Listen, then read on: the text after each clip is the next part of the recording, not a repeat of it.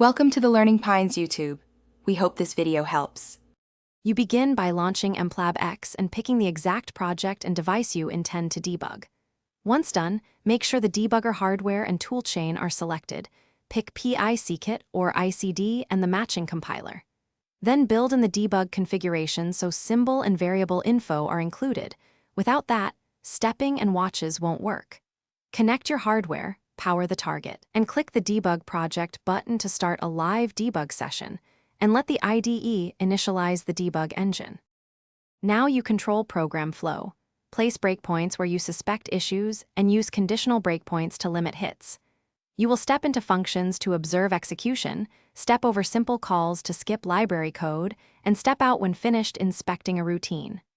Use run to cursor to move quickly to a point of interest.